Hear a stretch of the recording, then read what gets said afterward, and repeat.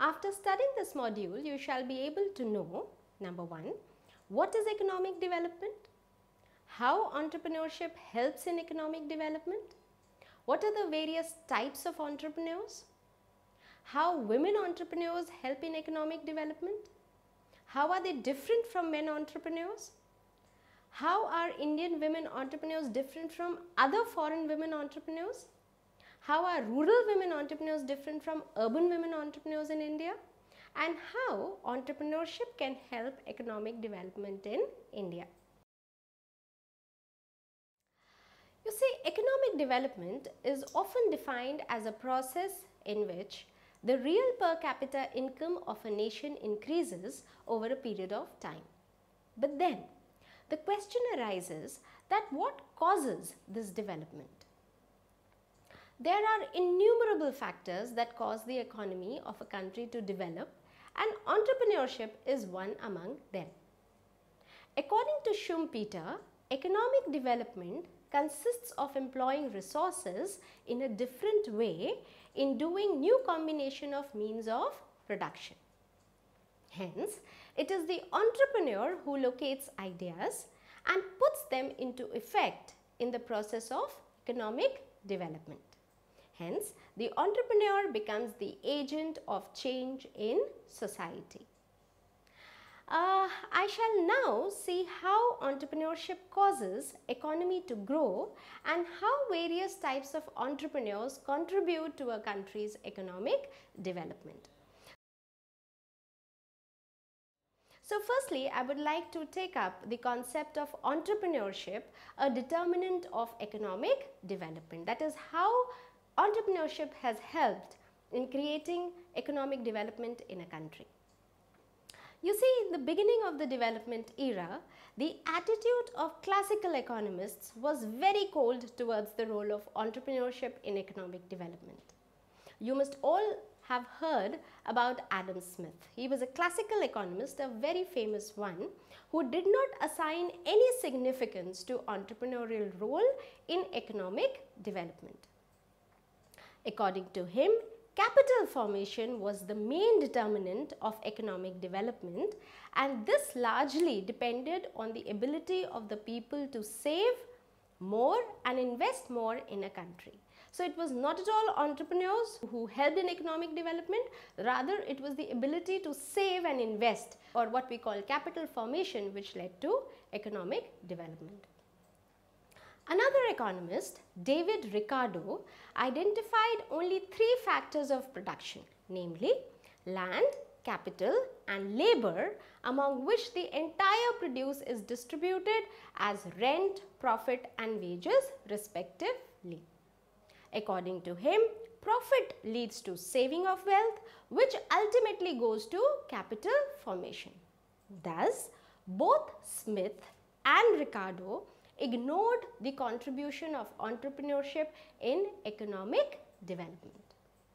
It was much later that the role of the entrepreneur was considered of very great significance in bringing industrial growth and thus economic development in both the developed and underdeveloped countries.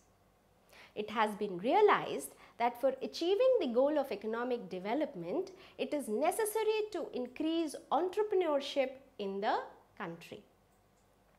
It is the entrepreneurs of a country who explore the potentialities of the country's available resources. And what are those resources?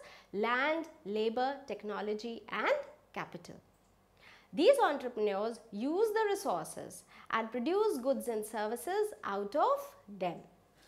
The goods and services so produced by them contribute to the economic development of a country. However, the role of entrepreneurship in economic development varies from economy to economy depending upon its material resources, industrial climate, and the responsiveness of the political system to the entrepreneurial function. So these 3 factors matter a lot. That is the raw material, what kind of industrial climate we have, and what kind of government interference or contribution is towards entrepreneurship. So I think these are the 3 things which matter a lot for entrepreneurial growth in a country. It is assumed that the entrepreneurs contribute more in economies with relatively more favorable conditions than in the economies with relatively less favorable conditions. Hence, what type of entrepreneurs shall emerge in a country depends a lot on the type of facilitative, that is political and economic setup available in that particular country. Now let me tell you more about the types of entrepreneurs. You see, not all entrepreneurs are alike. This was observed by Clarence H. Denhoff. Denhoff, on the basis of a study of American agriculture, classified entrepreneurs into 4 types. Now let's see what those 4 types were. First, innovating entrepreneurs. These were entrepreneurs who work to break the status quo and constantly engage themselves in doing things differently and are called innovators. They innovate by introducing new goods, finding new methods of production, discovering new markets, or reorganizing the enterprise. I'm sure this reminds us of Schumpeterian innovation. Such entrepreneurs work only when a certain level of development has already been achieved, and hence people look for change and improvement in their existing goods and services. So, such entrepreneurs are mostly found in developed countries. Now let's talk about the second type. The second type are called imitative entrepreneurs. These entrepreneurs adopt successful innovations introduced by innovating entrepreneurs elsewhere. They do not innovate but only imitate techniques and technology innovated by others. Such entrepreneurs are generally found in underdeveloped countries where they imitate new combinations of factors of production already prevalent in developed countries. The third type are called Fabian entrepreneurs. These are entrepreneurs who bring any kind of change in their enterprise with great caution. These people are lazy, shy, and lack the will to adopt new methods of production. They imitate only when they are confident that failure to imitate the change will result in loss in business. Now let's talk about the fourth type. These are called the drone entrepreneurs. These entrepreneurs are ones who refuse to make any change in their business even if it means loss to business. So these people just do not change no matter what. They are ready to suffer losses but are not ready to make changes in their existing production methods. They are laggards who continue to operate in their traditional way and resist any kind of change. So you see, drone entrepreneurs won't remain entrepreneurs very soon. Now, because of paucity of funds, lack of skilled labor, lack of proper infrastructure, the conditions in underdeveloped economies are less conducive to the emergence of entrepreneurs, especially the innovative entrepreneurs.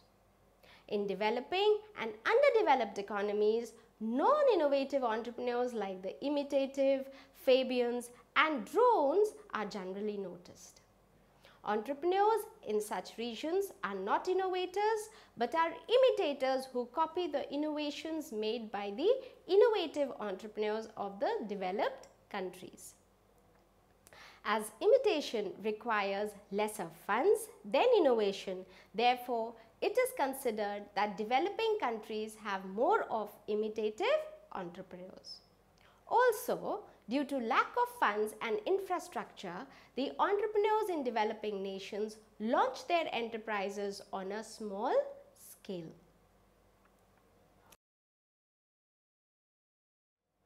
Now let's talk about woman entrepreneur and her role to economic development of a nation. Women have been regarded as the nuclei of a nation and the builder of its destiny. That's so true. The position and status of women in a country is an index of the country's growth and development. The emergence of women entrepreneur in the economy is an indicator of women's economic independence and their improved social status. This is so true, because if we see women empowerment in developed countries, it is far, far ahead than women empowerment in developing or underdeveloped countries. You see, the women, they help industrial development, they promote economic development and help in solving the problem of unemployment and poverty in a country. We shall now see how women entrepreneurs are different from men entrepreneurs and how Indian women in general are different from foreign women entrepreneurs. Now let's first take up how women entrepreneurs are different from men entrepreneurs. While the characteristics of men and women entrepreneurs are quite similar, you see, because both are entrepreneurs, so they have to have something in common, like your sense of independence, confidence. So these are something which is quite similar in both kinds of entrepreneurs. But in some respects, women entrepreneurs possess different motivations, problems and business skills than their men counterparts. According to R.D. Hisrich and M.P. Peters, the major differences between men and women entrepreneurs are the following. Let's see what they are. 1. Men are motivated by the drive to control their own destiny. This drive often arises from disagreements with their boss or a feeling that they can run things better than their boss. Women, on the other hand, are motivated by the need for achievement arising from job frustration in not being allowed to perform at the level at which they are capable. So probably it is the glass ceiling which drives women towards entrepreneurship. Secondly, for men, entrepreneurship is an outgrowth of a present job, sideline or a hobby. They relate their entrepreneurial venture with past experience. On the other hand, women entrepreneurs start an entrepreneurial venture with a lot of enthusiasm for a new venture rather than past experience after leaving the previous job due to job frustration, which I have already said may be due to glass ceiling. Hence, the transition from job to entrepreneurship is more difficult for women than men, because women start business or take up any entrepreneurial venture which may not have had any past experience. Men entrepreneurs list investors, bank loans, personal loans in addition to personal funds as sources of startup capital. Women entrepreneurs rely heavily on personal assets and savings. They generally start with very small capital, and this capital is basically generated from their own personal savings, and they do not take bank loans, mostly because bank loans are denied to them, they are not given loans. So there are various problems why women often start with their personal savings to start a business. Another point of distinction is that men are more often specialists in their fields or have attained competence in a variety of business skills. Their experience is often in manufacturing, finance or technical areas. Women, in contrast, usually have administrative experience which is limited to the middle management level, often in more service-related areas such as education, secretarial work, retail sales or hospitality sector. So you see, we still find very few women in the manufacturing sector. Manufacturing sector is again dominated by men entrepreneurs and not women. Another point of distinction is the personality. In personalities, both men and women are quite similar. Both tend to be energetic, goal-oriented and independent, which I said that in some respect both have common characteristics. However, men are often more confident and less flexible and tolerant than women, which can result in very different management styles. So you see, women, when we talk about the tolerance level, yes, women entrepreneurs are more tolerant than men. Flexibility, women are quite renowned for multitasking. So they are very flexible when they have to switch over from one job to another, from one task to another. So this way, women entrepreneurs have a little different qualities from men entrepreneurs. And the last one, business ventures started by men and women entrepreneurs differ in terms of their nature. While women are more likely to start a business in a service related area like retail, public relations, education, etc., men on the other hand are more likely to enter manufacturing, construction or high technology fields. Now, I will give you a little more detail description of Indian women entrepreneur. You see, being Indians, I think our focus should be more on women entrepreneur in India. And when we try to compare them with foreign women entrepreneur, we find there is a lot of difference. So let's see how women entrepreneur are different from foreign women entrepreneur. You see, in India, women take more responsibilities in bringing up children and maintaining a better home with love and affection. This aspect of woman being the nucleus of the family is envied by the Westerners since they lack such family affinity.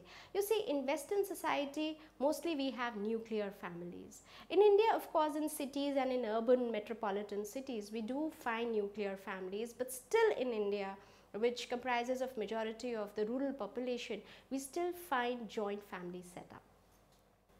The nature of foreign women entrepreneurs reveal different features of women entrepreneurs as compared to Indian women entrepreneurs. For instance, let me take some examples from various other countries. For instance, in France and Canada, women assume entrepreneurial role either as heirs or founders who, dissatisfied with their bosses, start their own ventures. In Germany, before 1977, law aided the husbands to prevent their wives from working. So there was this kind of gender discrimination in Germany as well before 1977. Modifications of the law have now brought relief to the suffocated gender in Germany. So now women are allowed to work independently. The husbands cannot stop them from working. In India too, the 1/3 reservation policy in favor of women may help in reducing the gender gap. So this came in India as a law, and I am sure with changing times this law might help in removing the gender gap, which still is quite prevalent in India. In Japan, men are transferred to all the departments and they develop themselves as multifaceted personalities, whereas the policy of no transfer for women leads them to become specialists. So you see, in Japan, men are allowed to function in various departments, whereas women are given the specialist position. This stuff, welcomed by women who have multiple roles to play, acts as a hurdle when it comes to the questions of selection of CEO, where journalists are preferred. So you see, master of all trades are basically preferred to become CEO. So because men have had experience in various fields, so therefore men are generally preferred in Japan to become CEOs and not women. Now, according to Vasant Desai, it is not that women do not have skills or capacity, but they are not properly trained or initiated in craftsmanship, because it is felt that if a skill is imparted to a girl, it is wasted, because when she gets married, she takes away the skill with her. Therefore, it is preferred that women work only as helpers. So you see, this is something which is obstructing women in India to become entrepreneur, because the mentality is that a woman, even her family, they discourage her to become an entrepreneur before marriage. They feel that once she gets married, after she goes to her husband's house, then she is free to do whatever she wants to, because she has to shift her home from her parental home to her husband's home. So before marriage, they find entrepreneur as a risky venture for unmarried women, and this is true even today in India. Women in India are restrained from working independently. Unmarried women are considered the most undependable by the funding agencies as well, because they anticipate that once married, they would change their place of domicile, and also their family environment would change, which may not be congenial to their working as an entrepreneur. Indian women entrepreneurs face additional difficulties such as lack of training, lack of finance, lack of raw material and institutional support. Above all, they are hardly aware of the various entrepreneurial schemes available. See, the government is providing schemes to women especially, but most of the women in India who want to become entrepreneur are ignorant about these schemes. As a result, they choose to remain in employment or engage in self-employment activities related to trade or service. Now let's see the Indian rural women entrepreneur. You see, the Indian rural women entrepreneurs are more vulnerable in comparison to urban women because the urban women have wide scope of activities around them. On the other hand, the rural women do not have enough opportunity to make use of their economic potential. Rural women play a significant role in agriculture and artisanal activities apart from the household activities. In rural India, most of the girls after finishing their school education stay back at home doing nothing. Very few take up training in tailoring and other such activities. Again, according to Vasant Desai, rural women work along with men since time immemorial. Their contribution in monetary terms remains unaccounted, or even if accounted, it is given a very low value, which is so sad because their economic contribution is not taken into account. They are mostly engaged in low paid, back-breaking agricultural activities or act as helpers in handicrafts. So, in order to tap the potential of rural women entrepreneur, a favorable atmosphere must be created so that a lot of rural women take up entrepreneurial activities. Now, let me take some of the examples of Indian women entrepreneurs. I'll take my first example as Shehnaz Hussain. I'm sure you all must have heard about Shehnaz Hussain. She's a world famous personality today. You see, she is one of the first Indian women entrepreneurs to become famous not only in India but world over. She came from a traditional Muslim family and was married at a tender age of 15. At the age of 16, she became a mother. When she went to Tehran with her husband, she developed a keen interest in beauty treatments and took up a course in cosmetology. Later, Shehnaz Hussain studied Ayurveda and did a training in cosmetic therapy from London, New York and Copenhagen. She came back to India and started her own beauty salon in the year 1977. Since then, she has never looked back. She has made use of herbal cosmetics which are quite famous internationally. The beauty products made by her not only can be seen in Indian stores but also in the stores abroad. Her beauty products are very skin friendly and give a beautiful glowing look. She has not only been able to tap the markets of India but made her presence felt in international markets as well. She is now aiming to set her foothold in the space. People who go to space usually suffer from skin problems. So she is now trying to create products that can prove to be beneficial for the astronauts. So you see, this entrepreneurial zeal in her is there, as well as she's so very innovative. She's trying to find innovative ways and means to make our skin beautiful, and now she's venturing into making the skin of astronauts beautiful. Now let me take another example. This example is that of Kiran Majumdar-Shaw. I'm sure many of you must have heard about her. She is the first Indian businesswoman who, as chairman and managing director of Biocon India Group, which was established in the year 1978, had led to a pioneering enterprise that has utilized India's homegrown scientific talent to make breakthroughs in clinical research.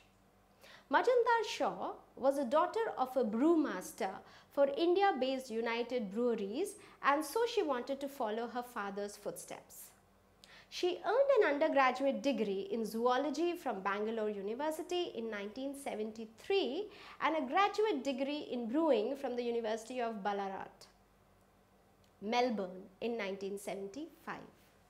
After returning to India, she found that no company in India was willing to offer her a brewing job as it was considered a man's domain. So you see, she did find trouble in getting employment. Instead, she did consulting work for a few years before meeting Leslie Auchincloss, then owner of an Irish firm, Biocon Biochemicals. Mr. Leslie Auchincloss was impressed by Majumdar Shaw's drive and ambition. He took her on as a partner in a new venture, Biocon India, which was launched in 1978 and produced enzymes for alcoholic beverages, paper and other products. And what do you see? That within a year, Biocon became the first Indian company to export enzymes to the United States and Europe. But progress was slowed as Majumdar Shaw continued to face skepticism and discrimination. So you see, she did face a lot of trouble in India being a woman. She found it difficult to find employees in India who were willing to work for a woman. So you see, even men were not ready to work for a woman in those days. Investors were equally hard to come by, and some vendors refused to do business with her unless she hired a male manager. So you see, Majumdar had so much of problems, so much of challenges which she tried to overcome. But eventually, after a lot of perseverance and hard work, in the year 2001, Biocon became the first Indian company to gain the approval of the US Food and Drug Administration for the manufacture of a cholesterol-lowering molecule. The company subsequently expanded exponentially. Profits jumped more than 42% in 2003 alone.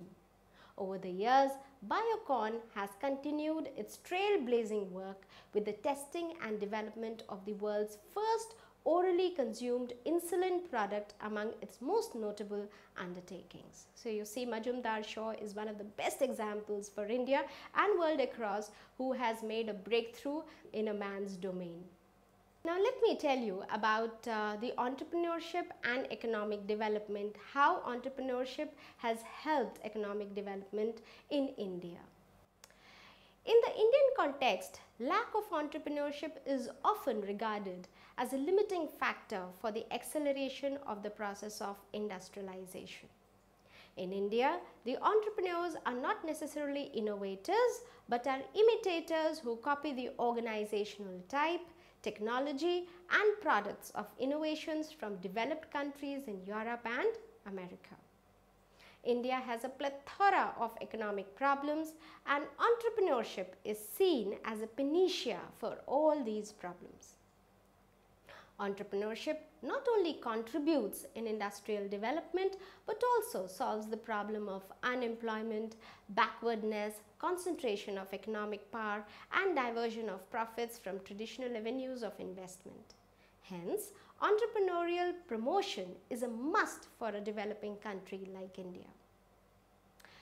Now, in spite of abundant natural resources, the pace of industrial development in India has been quite slow. One of the most prominent reasons for this has been the lack of untapped entrepreneurial talent in the country. In India, the infrastructural facilities are scarce, hence the promotional role of the government assumes special significance. After independence, the government recognized the need for infrastructure for the development of entrepreneurship to accelerate the industrial growth and therefore came out with various policies like the 5-year plans. The 5-year plan stressed on the development of small and village industries for promoting the avenues for industrial growth and thereby minimizing the concentration of wealth and power and the removal of evils of monopoly. However, the government failed to fully implement its industrial and economic policies.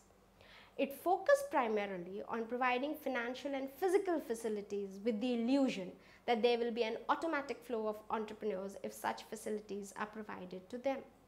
So, the government actually failed. But in recent years, the government and the policy makers have realized their mistake and laid more emphasis on promotion of entrepreneurship and not on developing physical and financial facilities alone. There have been various organizations and institutions like NISBAT, which is the National Institute for Entrepreneurship and Small Business Development, EDI, Entrepreneurship Development Institute of India, and NISTEDs like National Science and Technology Entrepreneurship Development Board, which have been set up to develop and administer training programs for the existing as well as potential entrepreneurs. They provide motivational training programs to develop entrepreneurs and make policies and take measures to modify the environment to stimulate entrepreneurial behavior among individuals in the country. The present government, which is the NDA government, has created a separate Ministry of Skill Development and Entrepreneurship to promote entrepreneurship in the country. The ministry has been formed with the aim to speed up the reorganization of the ecosystem of skill development and entrepreneurship promotion in the country that suits the needs of the industry and gives a decent quality of life to the people of India. The ministry came into existence on 10th November 2014. So you see friends, we see a positive and a good future for entrepreneurial development in our country. Thank you.